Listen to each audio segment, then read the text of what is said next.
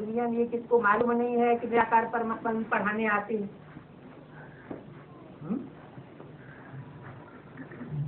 निराकार परमात्मा पढ़ाने आते हैं। निराकार परमात्मा का मतलब क्या बिंदु से लिए गए?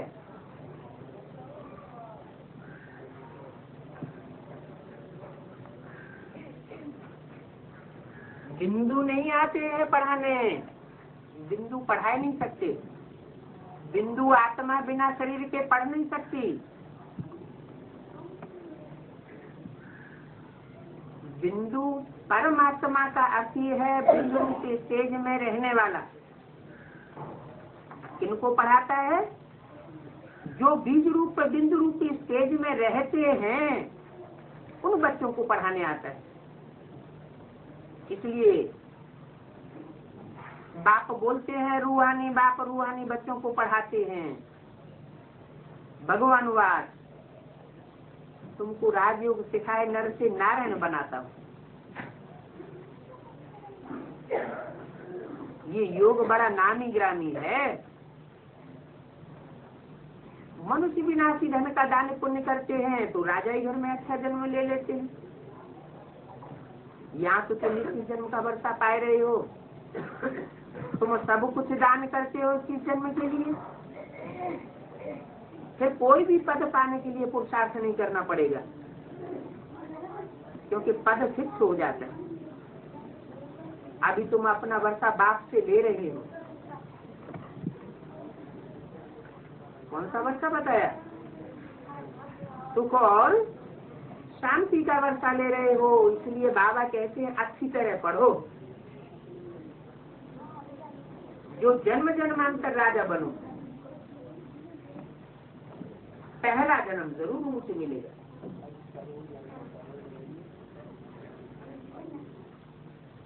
प्रजा को भी ऊंचा मिलता है। राजाई में दास दासियां आदि सब चाहिए। जितना पढ़ेंगे महादानी बनेंगे इतना ऊंच पद पावेंगे। बाबा भी महादानी है, सबको साहूकार बनाए देता है, सुख और शांति का वर्षा देता है।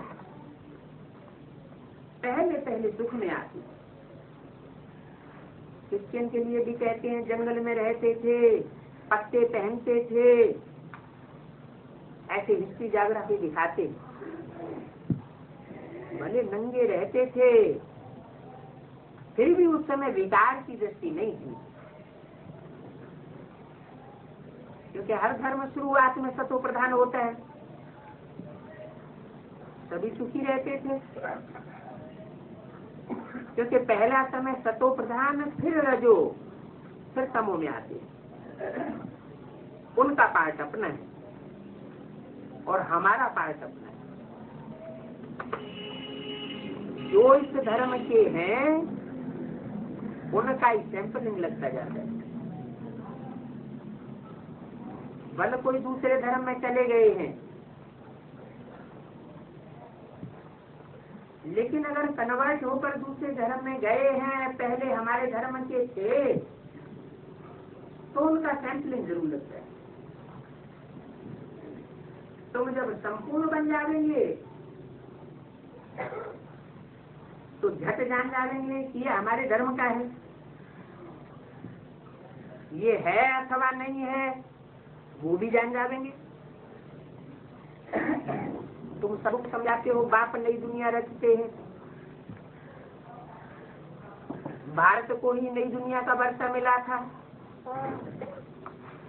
फिर अभी गुम हो गया। वो वर्षा ड्रामा अनुसार लेना भी है और गवाना भी है। ये चक्र फिरता रहता है। इस समय हमने वर्षा गवाया है, अब फिर से हम अपना वर्षा ले रहे हैं।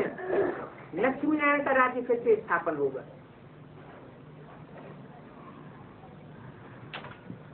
तो राज्य बाप बिगर कोई नहीं स्थापन कर सकता। क्या कहा? राज्य तो स्थापन होगा,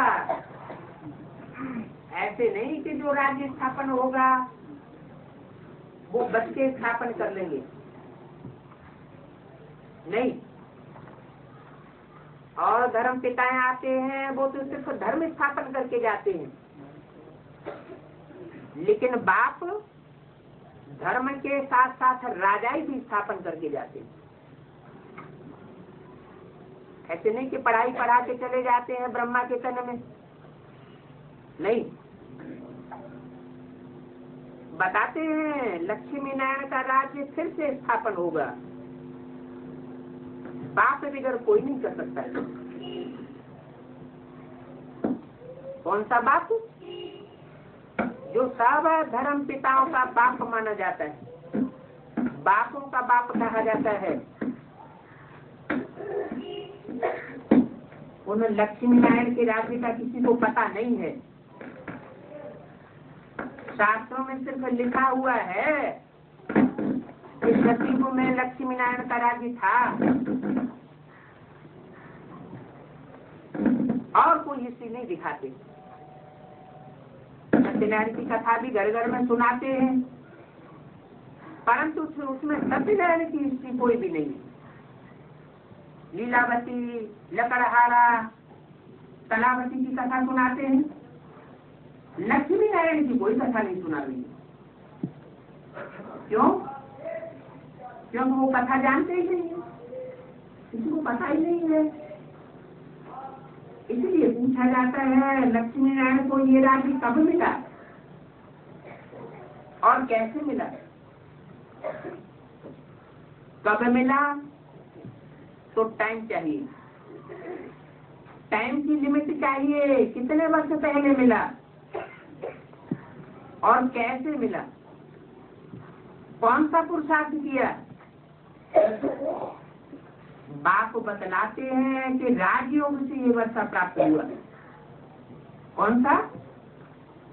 जो गीता में गायन है, नर ऐसी करनी करे तो नर से नारायण बने।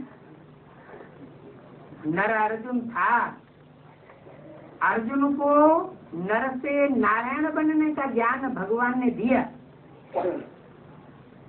नारी द्रौपदी को लक्ष्मी बनने का ज्ञान भगवान ने दिया, लेकिन कब दिया?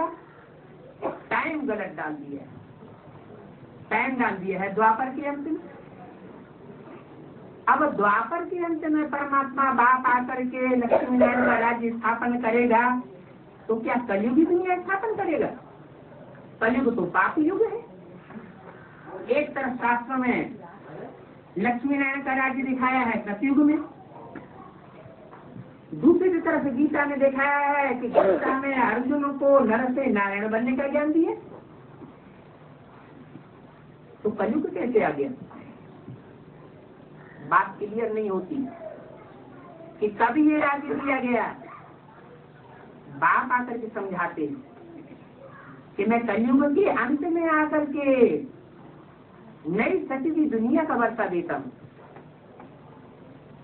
सत्व प्रधान दुनिया का वर्षा देता हूँ, तामसी दुनिया खलास हो जाती है। जैसे उन्होंने कृष्ण को आगे रख लक्ष्मी नारायण को गुम कर दिया है,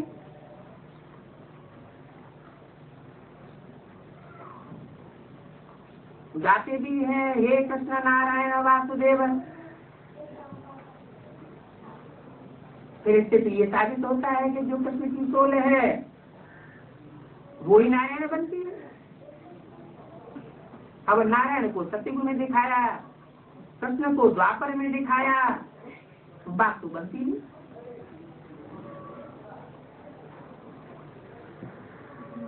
तो वो तो कृष्ण को आगे रखते हैं और लक्ष्मी नारायण को गुम कर देते हैं, और हम फिर लक्ष्मी नारायण को आगे रख करके कृष्ण को गुम कर देते हैं। क्या कहा?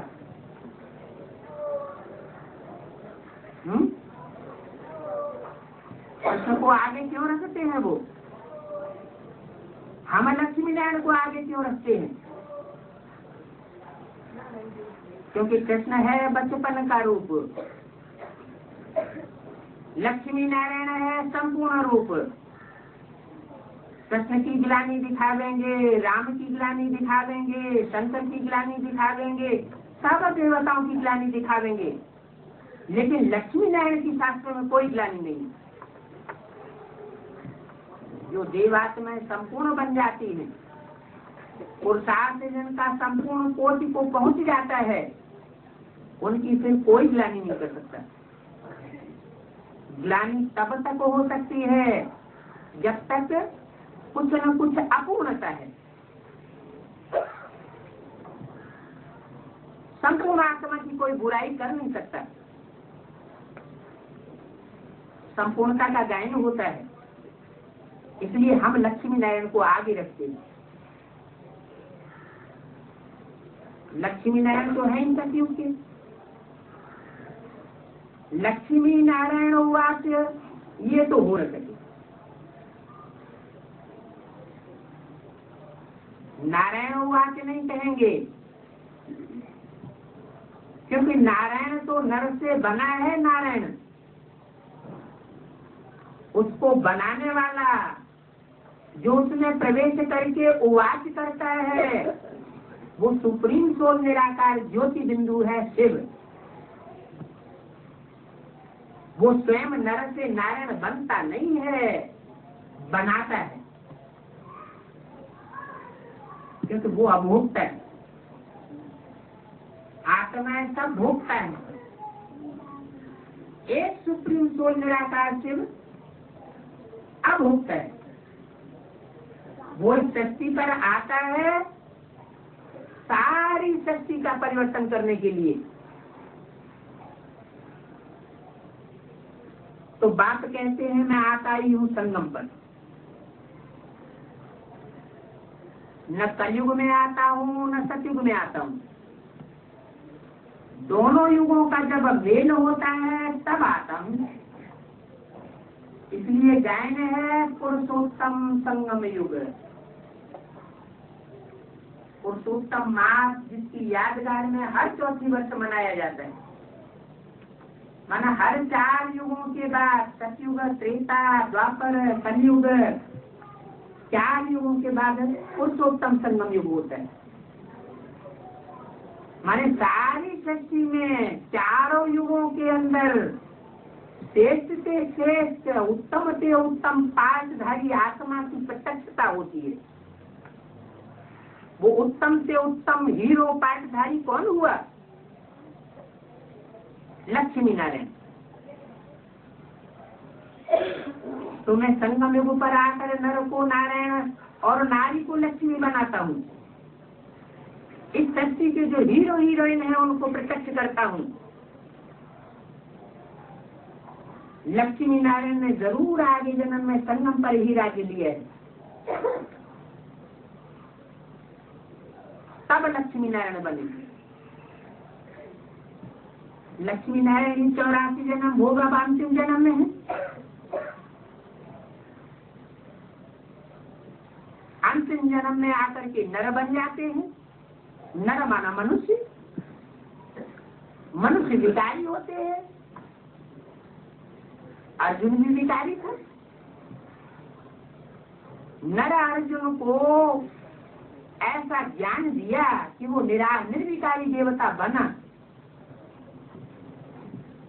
तो जरूर है ये अंतिम मनुष्य जन्म है। मनु की औलाद को ही मनुष्य कहा जाता है। इसलिए शास्त्रों में लिखा हुआ है कि मनुष्य जन्म दुर्लभ है। मनुष्य जन्म दुर्लभ है। तो और जन्मों में मनुष्य नहीं थे क्या? कहने के लिए मनुष्य थे, लेकिन वास्तव में मनु की संतान नहीं थे। मनु और जन्म में होता ही नहीं। मनु माना मनन चिंतन मंथन करने वाला। और जन्मों में तो मनुष्य राक्षसों जैसे बन पड़ते। आत्मा का मनन चिंतन मंथन कोई करना सिखाता ही नहीं, सिवाय परमात्मा बाप के। अगर आत्मा का मनन चिंतन मंथन चले, स्वचिंतन चले, तो आत्मा की उन्नति होगी। कैसे भी हैं। स्वचिंतन उन्नति की सीढ़ी है और परचिंतन पतन कराता है। तो परचिंतन करना मनुष्य गुरु सिखाते हैं और सुप्रीम सोल बाप शिव जब इस धरती पर आते हैं तो स्वचिंतन करना सिखाते हैं। आत्मा को सच्ची स्वतंत्रता दिलाते हैं और कोई माई का लाल नहीं है जो इस धरती पर सच्ची स्वतंत्रता कायम कर सके। तो बताया कि वो लक्ष्मी नारायण अभी 84 जन्म भोग चुके और अभी अंतिम जन्म में नर रूप में है, मनुष्य तन में है। उस मनुष्य तन में परमात्मा सुप्रीम सोल बाप प्रवेश करती है। जैसे मनुष्य आत्माएं भी प्रवेश करती है, प्रेत आत्मा बनकर के प्रवेश करती है, तो ऐसे नहीं कि XYZ किसी में भी प्रवेश कर जाएंगी, नहीं, उनका भी अपना हिसाब किताब होता है, उसी में प्रवेश कर सकती है। जो जितनी ऊंच आत्मा होगी उतना ऊंच रथ लेगी। तो सुप्रीम सोल बाप शिव तो बहुत ऊंच से ऊंचे है, उसको तो किसी से कंपैरिजन किया ही नहीं जा सकता। वो तुरीय सोल है। तो जरूर जितनी भी आत्माएं पार्टधारी हैं, रंगमंच पर पार्ट बजाने वाली हैं, एक शरीर रूपी वस्त्र छोड़ करके दूसरा तीसरा चौथा लेने वाली हैं, उन आत्माओं के बीच में जो हीरो पार्टधारी होता है उसी में परमात्मा निराकार बाप सुप्रीम सोल प्रवेश कर सकते हैं और किसी में मुकर्रर रूप से प्रवेश नहीं कर सकते। उस एक के द्वारा ही परमात्मा प्रत्यक्ष होता है संसार में। ऐसे नहीं कि वो सर्वव्यापी है, नहीं, वो एक व्यापी बनकर के संसार में प्रत्यक्ष होता है। तो जो एक व्यापी परमात्मा बाप एक में प्रत्यक्ष होता है वो अब एक 84 जन्म भोग चुका, नीचे से नीचे की स्थिति में आ चुका। उस नर को नारायण बनाने के लिए परमात्मा बाप उसमें प्रवेश करते हैं। लक्ष्मी नारायण को विदाई देने वाला जरूर तो कोई होगा ना। दुनिया में इतने बड़े छोटे राजाएं हुए, उन राजाओं को राजाई करना किसने सिखाया? ये कंट्रोलिंग पावर किसने सिखाई? डॉक्टर बनते हैं, स्कूल में बनते हैं, वकील बनते हैं, स्कूल में बनते हैं, इंजीनियर बनते हैं, उसकी भी पढ़ाई होती है। लेकिन ये तो है मनुष्यों की पढ़ाई। परमात्मा बाप आकर के जो पढ़ाई पढ़ाते हैं उसका नाम ही है राजयोग, राजाई प्राप्त कराने वाला योग। ये जन्म जन्मांतर जो छोटे बड़े राजाएं हुए हैं उनको राजाई करने की शिफ्ट ये सिखाई किसने? कब सिखाई? कभी तो सिखाई होगी, किसी ने तो सिखाई होगी। जो कार्य दुनिया में कोई नहीं कर सकता वो परमात्मा बाप शिव आकर के करते हैं। खुद राजाई नहीं लेते हैं, उनको तो फकीर के रूप में दिखाया जाता है, लेकिन जन्म जन्मांतर की राजाई देने के लिए आता है। अब जो पुरुषार्थ करेगा, जो उस सदगुरु बाप की पढ़ाई पढ़ेगा वो प्राप्ति करेगा। तो राज्य देने वाला जरूर कोई है। अनेक जन्म में जो राजाएं हुए हैं उनको जरूर किसी ने राजाई दी है। ये राजाई का वर्षा सिवाय बाप के और कोई दे नहीं सकता।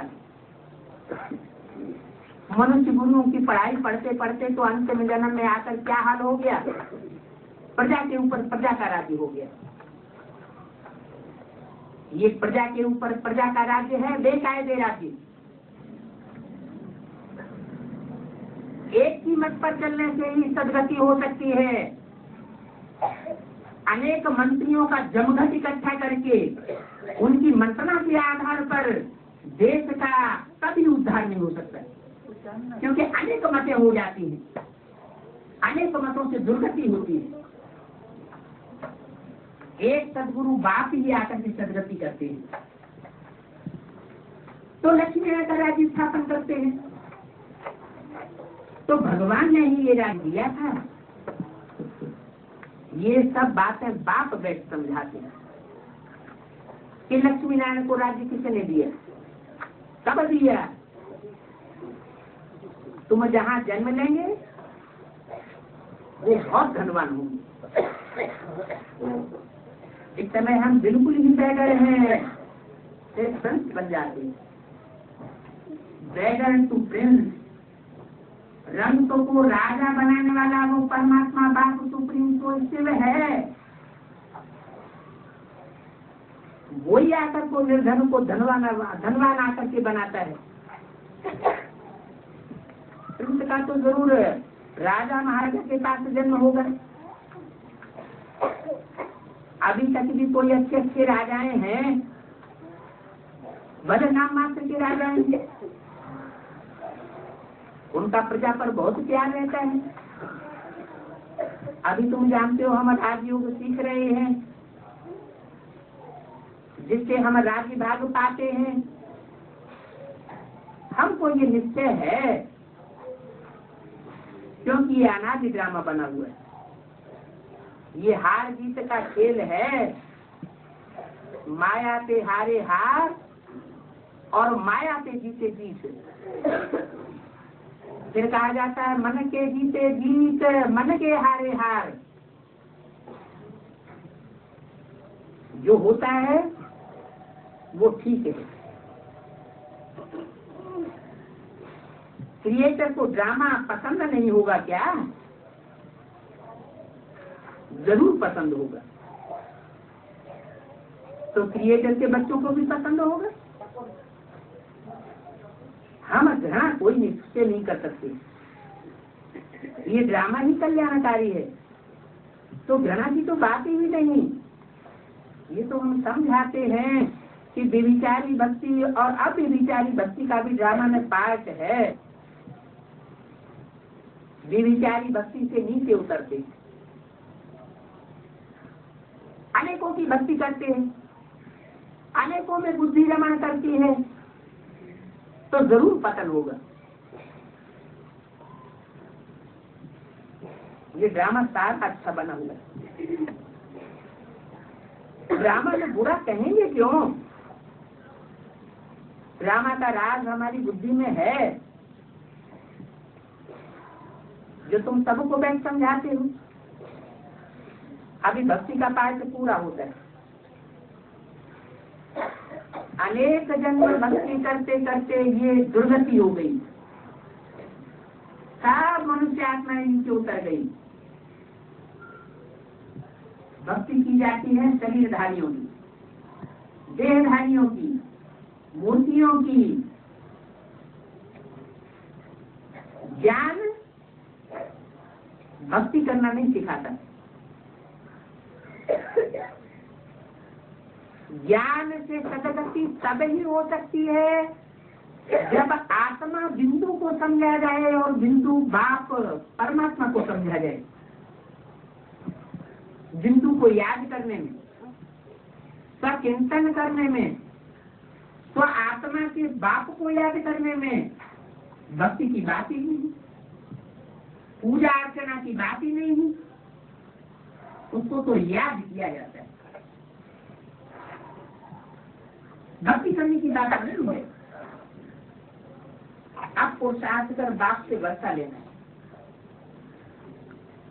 पहला पुरुषार्थ कौन सा करना है? मैं आत्मा ज्योति बिंदु, मैं आत्मा प्रकृति के मध्य में निवास करती हूँ, जहाँ टीका लगाया जाता है। ये आत्मा के टिकने की यादगार है टीका। टीका लगाना जरूरी नहीं है, आत्मिक स्मृति में टिकना जरूरी है। बात कहते हैं ये सब आसुरी संप्रदाय जो आत्मिक स्थिति से तुमको दूर ले गए हैं। इसमें घृणा की बात नहीं है। ईश्वरीय संप्रदाय और आसुरी संप्रदाय ये खेल है। कभी आसुरी संप्रदाय प्रबल हो जाता है और कभी ईश्वरीय संप्रदाय प्रबल हो जाता है। दो युगों में है ईश्वरीय संप्रदाय, सतयुग और त्रेता, रामकृष्ण की दुनिया। और दो युगों में है आसुरी संप्रदाय, द्वापर और कलह युग। नाम ही देखो कैसा रखा हुआ है। दो पुर, दो मतों का राज्य, 2 से 4, 4 से 8 मतें बढ़ती चली जाती हैं, धर्म बढ़ते चले जाते हैं, राज्य बढ़ते चले जाते हैं, कुल और कुल की मर्यादाएं बढ़ती चली जाती हैं। इसलिए दुनिया में हाहाकार होता रहता है, बढ़ता जाता है। तो अभी ये भक्ति का पाठ पूरा होता है।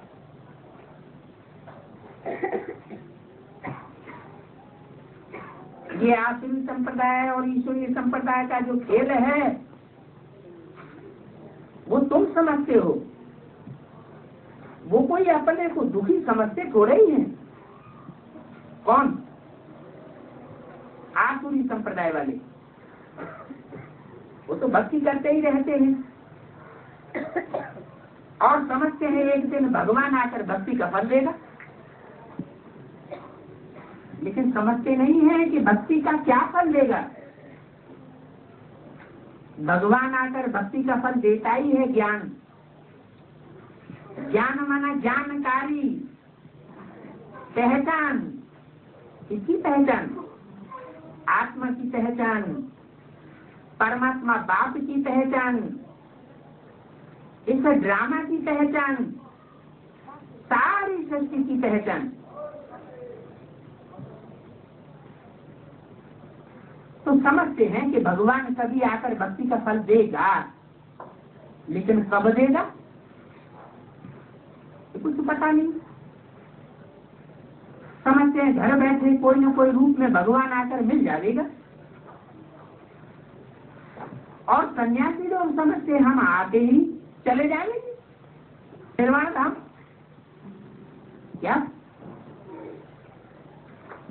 सन्यासी लोग क्या समझते हैं? सिर्फ बाहर की दुनिया के सन्यासी ही समझते हैं या ब्राह्मणों की दुनिया के ही सन्यासी समझते हैं?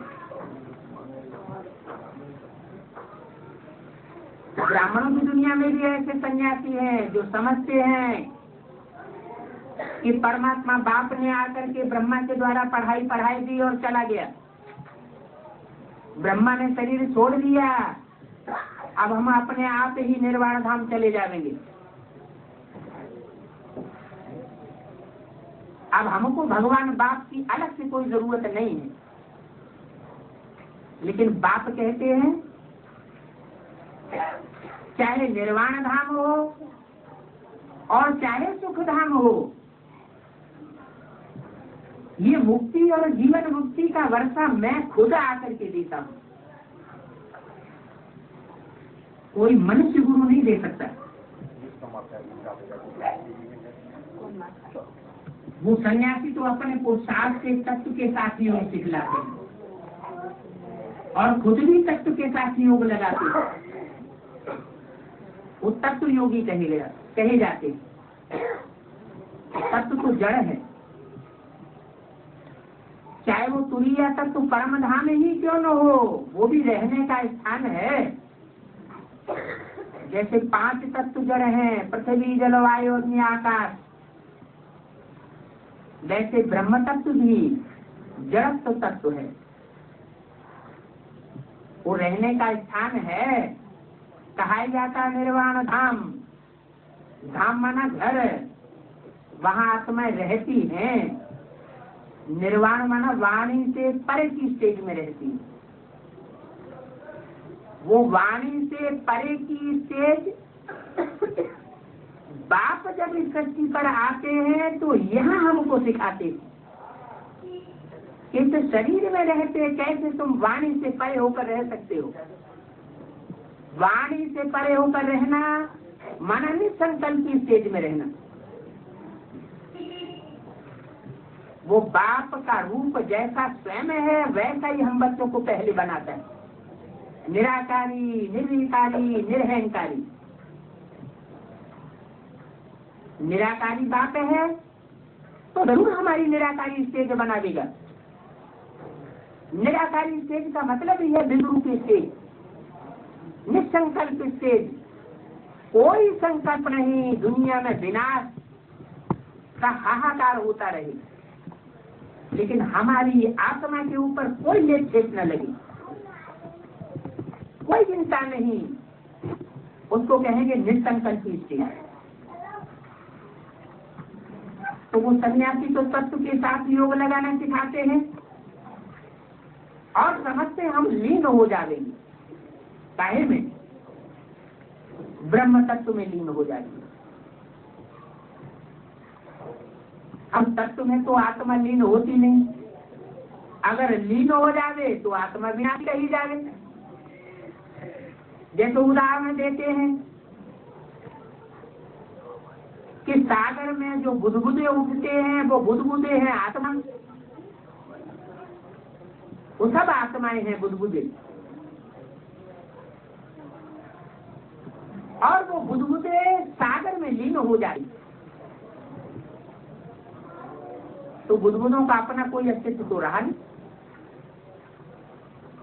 सागर में से चुल्लू पानी लेंगे और सागर में ही मिला देंगे तो वो तो सारा ही सागर बन गया।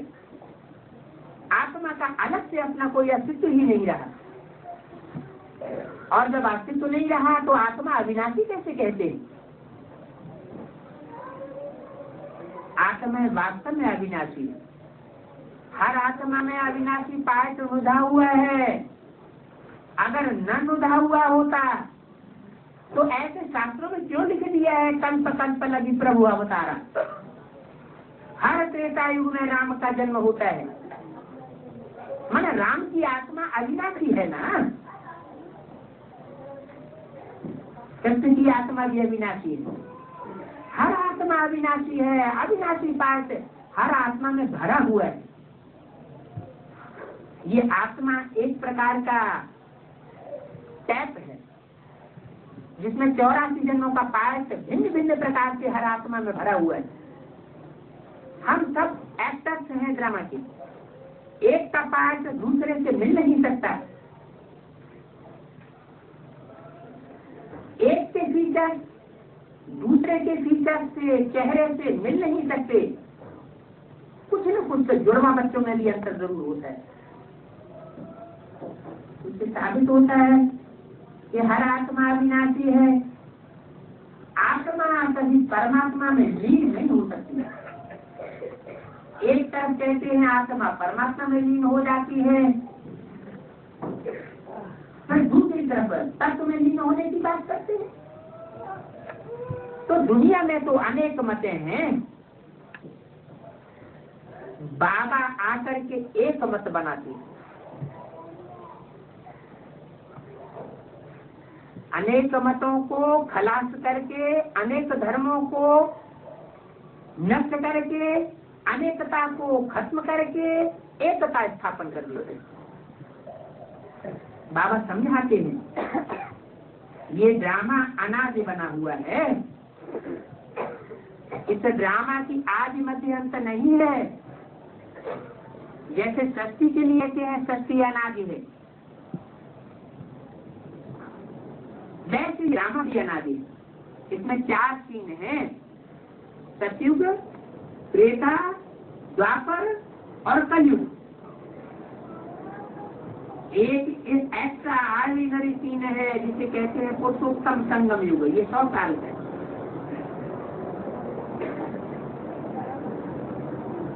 ये 100 साल के संगम युग में बाप आकर के पुरानी दुनिया को नई दुनिया बनाते।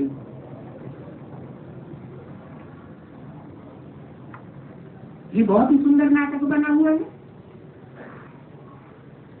दुनिया में सबका सुख दुख का पाठ जुड़ा हुआ है। ऐसी कोई आत्मा नहीं है जिसका सुख और दुख दोनों का पाठ न जुड़ा हुआ। भला अनेक जन्मों में कोई आत्मा सुखी होकर के रहे, 84 के चक्र में से 82 जन्म में सुखी रहे, लेकिन अंतिम जन्म में आकर के जरूर गिरेगी। अगर एक जन्म में आकर के गिरेगी नहीं तो फिर उठेगी भी नहीं।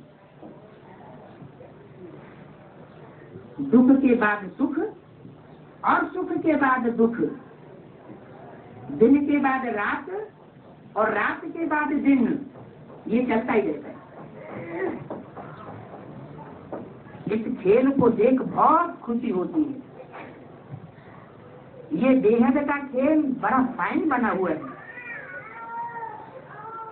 तो ये फाइन खेल तो सबको पसंद आना चाहिए। फिर दुखी क्यों होते हैं? दुखी होते हैं इसलिए इस ड्रामा को ड्रामा समझा नहीं है।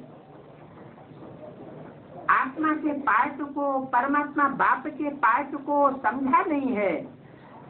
ज्ञान नहीं है। ज्ञान माना जानकारी नहीं है तो दुखी होते हैं। हमारे लिए तो दिन भी अच्छा है तो रात भी अच्छी है। रात में मनुष्य ठोकरें खाते हैं क्योंकि अंधेरा कायम हो जाता है अज्ञान का। तो ये खेल है, जानते हैं। अब ये रात पूरी होनी है। ये अज्ञान की रात है, घोर अंधियारी रात होती है अज्ञान की। तो परमात्मा शिव आते हैं इस धरती पर, संसार में प्रत्यक्ष होते हैं।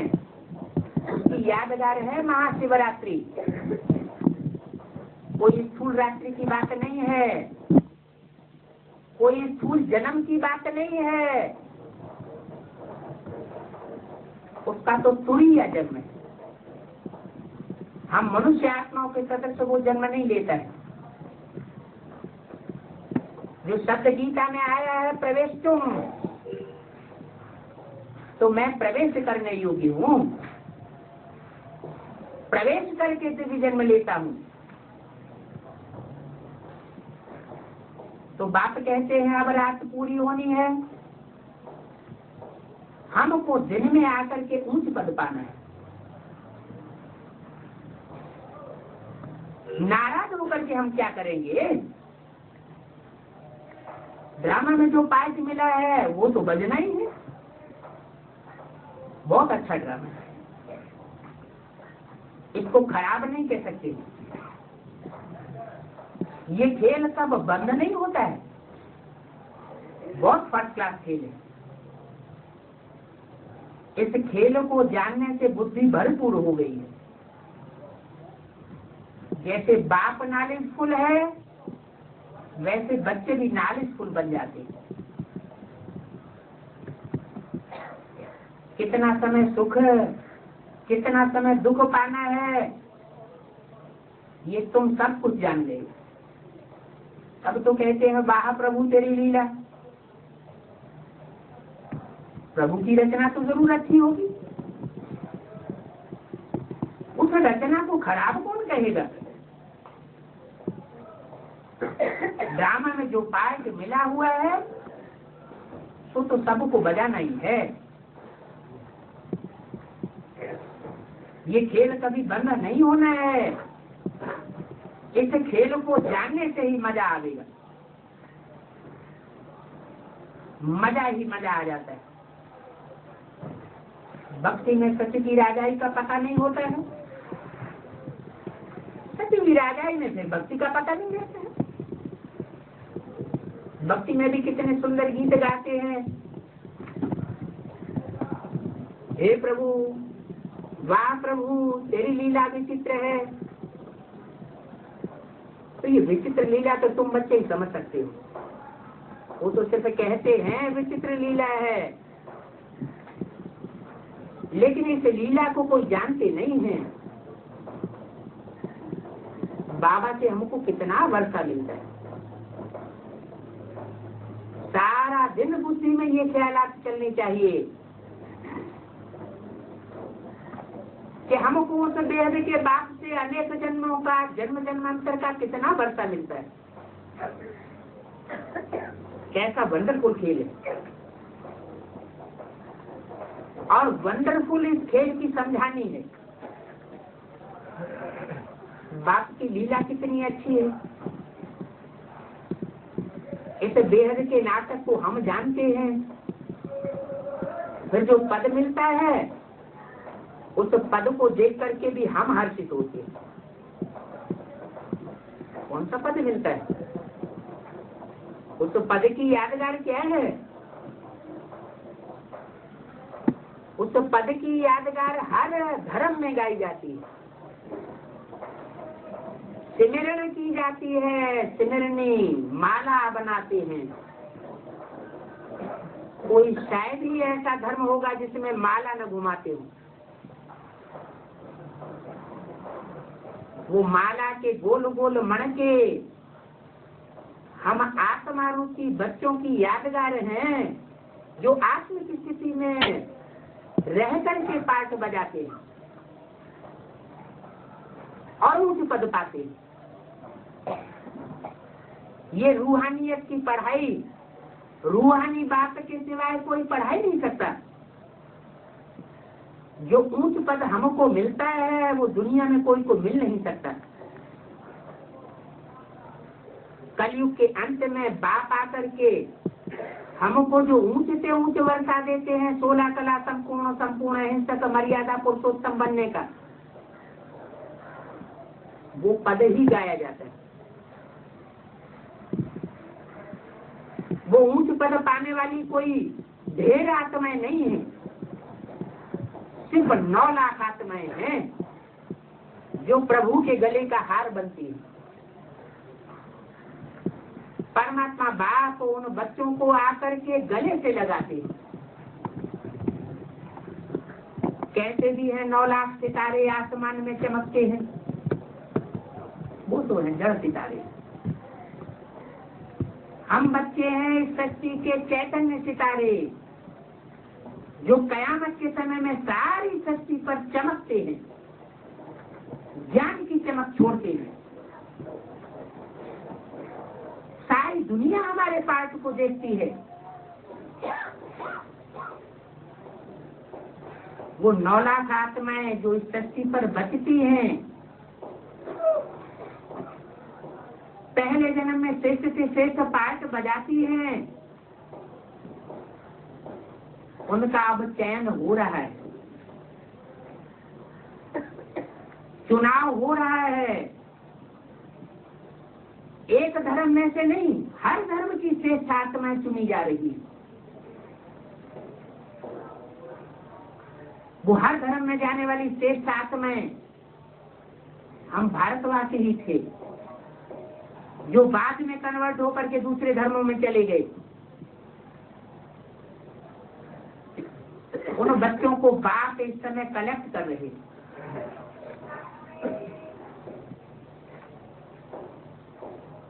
जब वो कलेक्शन पूरा होगा तो वो नंबरवार मालाएं प्रत्यक्ष हो जाएंगी सारे संसार के सामने।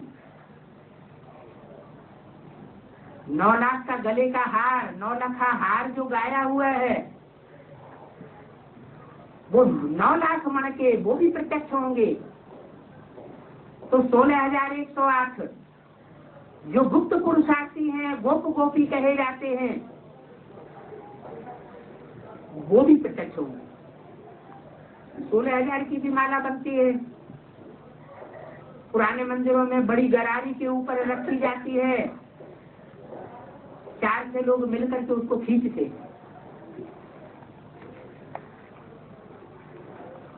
16,000 की माला है राज परिवार की माला। जो जन्म जन्मांतर राजाएं बनते हैं, प्रिंस बनते हैं, प्रिंसेस बनते हैं, महाराजा बनते हैं, नंबरवार हैं।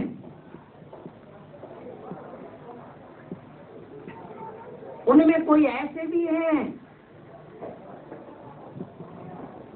जो बहुत ऊंच पाठ बजाते हैं। नवग्रह का पूजन हर अनुष्ठान में होता है।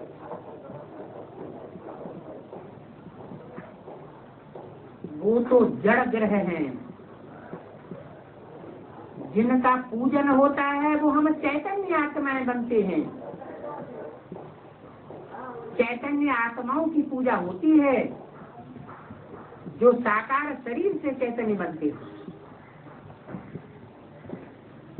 चेतन का मतलब ही है बोलता चालता, चलता भी हो और बोलता भी हो। ऐसी वो 9 श्रेष्ठ आत्माएं जिनकी नवरत्न से व्याख्या की जाती है, वो 9 आत्माएं भी अभी इस पुरुषोत्तम संगम युग पर प्रत्यक्ष होनी है।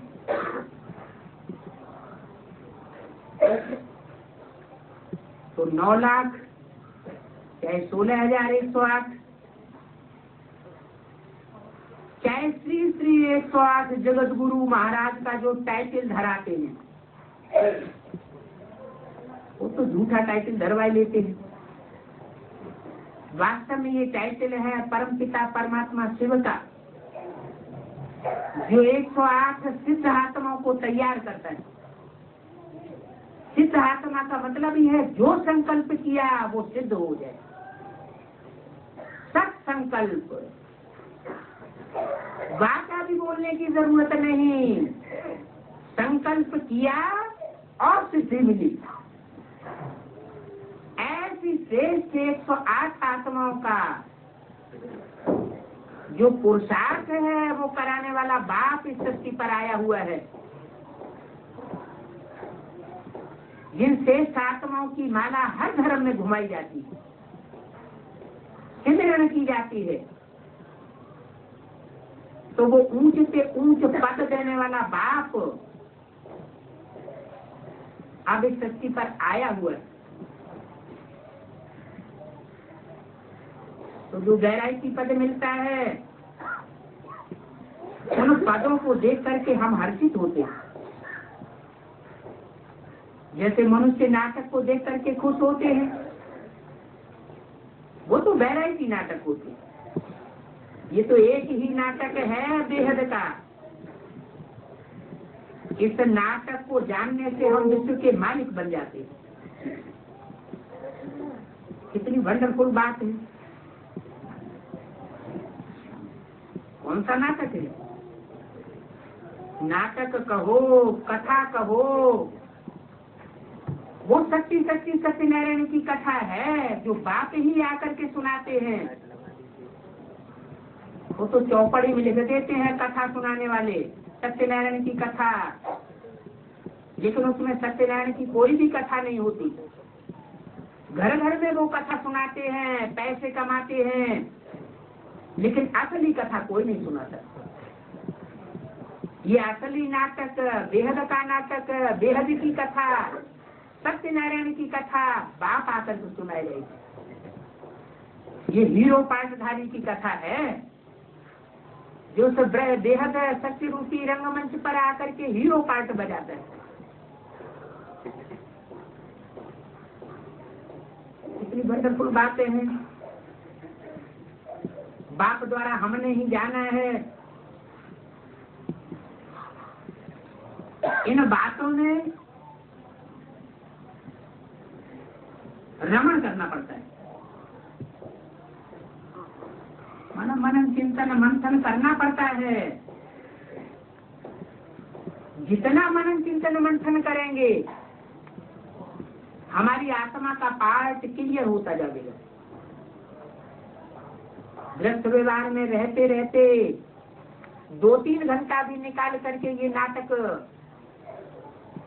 नाटक की बातों का मनन चिंतन करना चाहिए। वो हद का नाटक भी 2-3 घंटे देखते हैं। वो किससे पूछा जाता है तो बताते भी हैं, क्योंकि बुद्धि में बैठ जाता है। जैसे ये भी बेहद का नाटक है, वो नाटक नहीं भूलते हैं, अनेक प्रकार के नाटक दिखाते हैं और वो याद रह जाते हैं। तो ये बेहद का नाटक क्यों भूल जाना चाहिए? ये बेहद के नाटक में तो बेहद बाप के जो बेहद के बच्चे हैं वो विशेष विशेष पाठधारी विशेष पाठ बजाते हैं। बाप उन बच्चों के सन्मुख आते हैं, मुख के सामने आते हैं, हाजिर और नाजिर होकर के पाठ बजाते हैं। नाजिर माना नजरों के सामने। इस चक्र की स्मृति तो बिल्कुल सहज है, तुम्हारी बुद्धि में छप जानी चाहिए। इसको और कोई नहीं जानते। और कोई माना जो बच्चे बाप के सन्मुख आकर के सुनते हैं वो ही जानते हैं, बाकी दुनिया में कोई भी नहीं जानते। तो सन्मुख आकर के सुनने वाले बच्चे कितने हुए? उनकी संख्या ही है 9 लाख। जो 9 लाख सितारे गाए हुए हैं तुम बुद्धि से जानते हो, और फिर दिव्य दृष्टि से देखते भी हो। आगे चल करके और भी बहुत सारी सीनरियां देखते रहेंगे। शुरुआत में तो तुम बच्चों को दिव्य साक्षात्कारों से बहलाया, अंत में तुम बच्चे बुद्धि का साक्षात्कार करेंगे। बुद्धि से अनेक प्रकार की सीनरियां देखते रहेंगे, निश्चयात्मक बुद्धि से देखेंगे। अच्छा, मीठे मीठे सिकिंदे बच्चों प्रति माता पिता बाप दादा का याद प्यार, गुड मॉर्निंग। रूहानी बाप की रूहानी बच्चों को नमस्ते।